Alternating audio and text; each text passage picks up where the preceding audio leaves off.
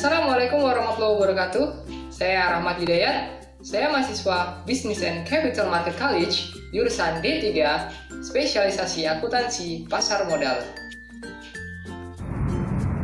Saya Indah Kresna Melani, mahasiswi Business and Capital Market College, jurusan D3 Akuntansi Spesialis Pasar Modal. Halo, saya Regita Berliana. Saya dari Business and Capital Market College. Jurusan saya D3 Akuntansi Analisis Pasar Modal. Nah, di sini kami akan menjelaskan tentang laporan keuangan. Apa sih laporan keuangan? Nah, laporan keuangan adalah suatu catatan informasi mengenai keuangan perusahaan pada periode akuntansi yang menggambarkan kinerja perusahaan tersebut. Nah, siapa aja sih yang memerlukan laporan keuangan? Nah, di antaranya mereka adalah pemilik perusahaan, kreditor dan investor, direksi dan manajemen, serta pemerintah. Nah, biasanya pada laporan keuangan perusahaan itu terdiri atas laporan posisi keuangan, laporan laba rugi, laporan perubahan modal, dan laporan arus kas. Nah, biasanya itu di bawahnya ada catatan atas laporan keuangan. Nah, pada kesempatan kali ini, saya akan menjelaskan tentang laporan posisi keuangan. Here we go! Apa sih yang kalian ketahui tentang laporan posisi keuangan? Mari kita bahas. Laporan posisi keuangan adalah catatan informasi tentang kekayaan yang dikuasai dan digunakan perusahaan untuk mencapai tujuan perusahaan, yaitu memperoleh keuntungan. Pada laporan posisi keuangan, ternyata ada penyusun atau elemen laporan posisi keuangan. Nah, di antaranya yang pertama ada aktiva. Aktiva adalah kekayaan yang dimiliki oleh perusahaan untuk digunakan sebagai penunjang kegiatan operasional perusahaan. Aktiva sendiri terbagi menjadi dua. Yang pertama, aktiva lancar. Nah, aktiva lancar ini diantaranya ada kas, piutang, persediaan yang dapat dicairkan, dijual, dinilai dengan uang, atau dipakai habis dalam 1 tahun, seperti sewa dibayar di muka, asuransi dibayar di muka, dan lain-lain. Nah, yang kedua ada aktiva tetap. Aktiva tetap ini biasanya berwujud tahan lama, dan biasanya digunakan untuk menghasilkan barang atau jasa. Serta, aktiva ini tidak disimpan untuk dijual, seperti tanah, gedung, kendaraan, peralatan, kelengkapan, dan lain-lain. Untuk elemen yang kedua, ada utang. Nah, utang sendiri adalah suatu kewajiban yang harus dibayar dengan aktiva lancar karena adanya transaksi di masa lampau. Nah, utang juga dibagi menjadi dua. Yang pertama, utang jangka pendek. Nah, utang jangka pendek ini masa pembayaran adalah kurang dari 1 tahun, seperti utang usaha, utang gaji, dan lain-lain. Yang kedua ada utang jangka panjang. Nah, kalau pada utang jangka panjang ini pembayaran itu biasanya lebih dari 1 tahun. Di antaranya seperti utang obligasi, utang bank, dan lain-lain. Nah, yang ketiga terdapat modal atau ekuitas. Nah, ekuitas sendiri atau modal adalah suatu jumlah yang harus dibayarkan kepada pemilik. Nah, modal sendiri didapatkan dari selisih antara harta atau aktiva dengan kewajiban atau liabilitas. Nah, dalam laporan keuangan, modal biasanya ada modal saham, tambahan modal disetor, laba ditahan, dan lain-lain. Oke, kali ini kita masuk ke contoh penyajian laporan posisi keuangan. Biasanya pada laporan posisi keuangan terdapat judul yang berisikan nama perusahaan, laporan posisi keuangan untuk tahun yang berakhir pada tanggal 31 Desember 1992. Nah, ini berarti periode akuntansi dari 1 Januari 1992 sampai 30 Desember 1992. Kemudian terdapat elemen-elemen yaitu aktiva, kewajiban, dan modal. Pada aktiva terdapat menjadi dua. yaitu aktiva tetap dan aktiva lancar.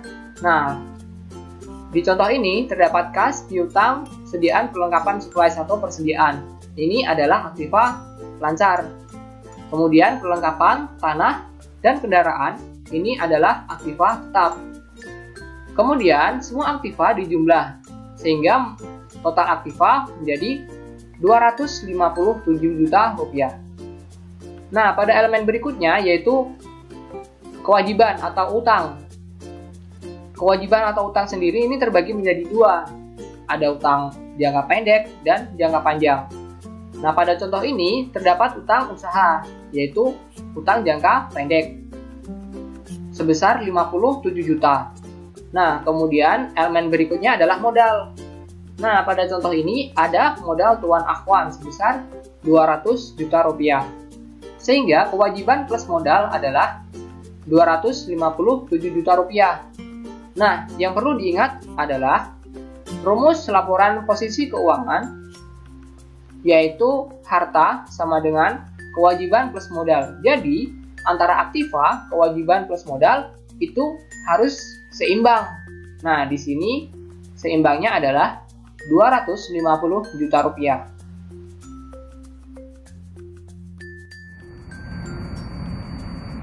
Oke, terima kasih. Saya akan melanjutkan materi tentang laporan laba rugi. Sebelumnya, apa sih yang kalian ketahui tentang laporan laba rugi? Laporan laba rugi adalah laporan yang mengukur keberhasilan kinerja perusahaan selama periode tertentu. Informasi tentang kinerja perusahaan digunakan untuk menilai dan memprediksi jumlah dan waktu atas ketidakpastian arus kas masa depan. Jadi, suatu perusahaan dapat dikatakan berkinerja baik apabila perusahaan tersebut menghasilkan laba dalam kegiatan perusahaannya. Dan sebaliknya, apabila perusahaan menghasilkan rugi dalam kegiatan perusahaannya, maka dapat dikatakan perusahaan tersebut berkinerja kurang baik. Elemen-elemen laporan laba rugi. Yang pertama ada pendapatan. Pendapatan adalah kenaikan manfaat ekonomi selama suatu periode akuntansi yang menyebabkan kenaikan aset dalam bentuk penambahan atau pemasukan yang berasal dari penjualan barang atau jasa kepada konsumen. Pendapatan di sini berbentuk arus kas masuk kepada perusahaan yang karena disebabkan oleh penjualan barang maupun jasa kepada konsumen. Selanjutnya ada biaya. Biaya merupakan penurunan manfaat ekonomi selama suatu periode akuntansi yang menyebabkan penurunan aset dalam bentuk arus kas keluar atau berkurangnya aset. Jadi biaya di sini adalah kebalikan dari pendapatan tadi. Pendapatan kan merupakan arus kas masuk kepada perusahaan, sedangkan di sini biaya merupakan arus kas keluar dari perusahaan. Ada contoh-contoh biaya. Ada biaya gaji karyawan, biaya sewa, biaya reparasi dan pemeliharaan, dan biaya penyusutan kendaraan. Yang ketiga ada laba. Laba adalah selisih bersih antara pendapatan dan biaya. Laba dapat terjadi apabila pendapatan yang diperoleh lebih besar daripada biaya yang dikeluarkan oleh suatu perusahaan. Selanjutnya yang terakhir ada rugi. Rugi merupakan kebalikan dari laba. Rugi terjadi apabila pendapatan yang diperoleh oleh suatu perusahaan lebih kecil daripada biaya yang dikeluarkan oleh suatu perusahaan. Jadi contohnya seperti ini. Di yang paling atas adalah judul. Misalkan di sini adalah contoh perusahaannya, namanya perusahaan Nyaman Taksi. Dan di bawahnya itu adalah judul laporannya, yaitu laporan laba rugi. Dan di bawahnya lagi yaitu untuk periodenya. Di sini dicontohkan adalah untuk tahun yang berakhir pada tanggal 31 Desember 1992. Selanjutnya, kita masukkan elemen-elemen dari laporan laba rugi yang sudah saya jelaskan tadi. Yang pertama itu ada pendapatan. Di sini contohnya yaitu pendapatan jasa angkutan, yaitu sebesar 55 juta. Selanjutnya, yaitu elemen yang kedua, yaitu ada biaya-biaya. Di sini biayanya yaitu biaya operasi, seperti yang pertama ada gaji karyawan, yaitu sebesar Rp3.750.000.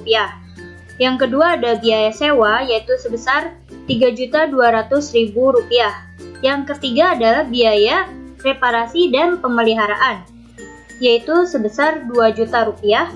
Dan biaya penyusutan kendaraan, yaitu sebesar Rp15 juta.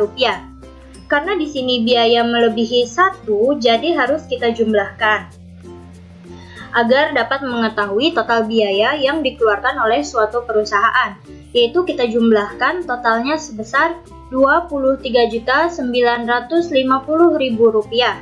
Sehingga jika kita kurangkan, yaitu pendapatan dikurangi biaya, yaitu sebesar Rp31.050.000, dia akan menghasilkan laba.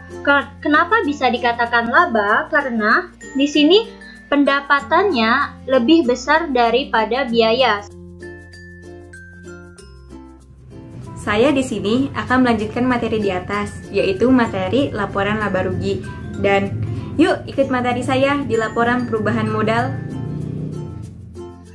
Saya akan menjelaskan tentang laporan perubahan modal atau Statement of Owner Equity. Jadi, apa sih yang kalian ketahui tentang laporan perubahan modal? Apa kalian masih belum paham? Jangan menangis. Di laporan perubahan modal, kita akan mempelajari tentang investasi awal, adanya investasi baru, adanya laba dan rugi, dan adanya price. Yuk kita bahas.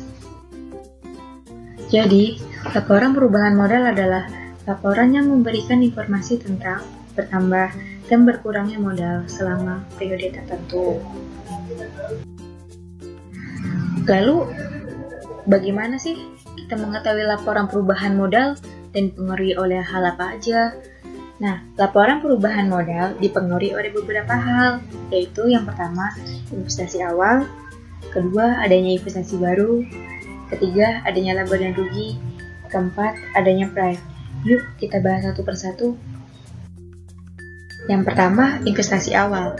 Investasi awal adalah adanya setoran dari kedua belah pihak yang ingin menyetorkan investasi awal ke perusahaan lain. Yang kedua, adanya investasi baru. Adanya investasi baru adalah investasi ketika untuk setoran awal proses pembangunan perusahaan awal. Yang ketiga, adanya laba dan rugi. Adanya laba dan rugi itu ketika pencatatan atau penyusunan neraca lajur yang dilihat dari hasil laba atau hasil ruginya. Yang terakhir, adanya price. Adanya price itu ketika pemilik perusahaan mengambil untuk keperluan pribadi. Jadi yang dimaksud laporan perubahan modal dan cara penyusunannya yaitu modal awal ditambah laba dikurang price sama dengan modal akhir. Lalu, bagaimana cara laporan perubahan modal? Jangan menangis. Yuk, saya contohkan. Saya di sini akan mencontohkan tentang perusahaan yang non-taksi untuk tahun yang berakhir pada tanggal 31 Desember 1992. Di sini terdapat modal investasi awal sebesar 175 juta.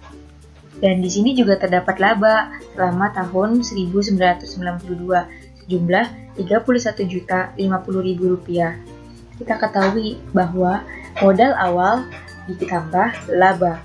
Jadi 175 juta ditambah Rp31.050.000 yaitu sebesar Rp206.050.000. Dan di sini juga terdapat PRIVE atau penarikan modal sebesar Rp6.050.000. Di sini juga kita mengetahui bahwa PRIVE akan mengurangi modal dan laba. Jadi Rp206.050.000 dikurangi Rp6.050.000, yaitu menghasilkan modal akhir sebesar Rp200 juta. Bagaimana? Sudah paham kan?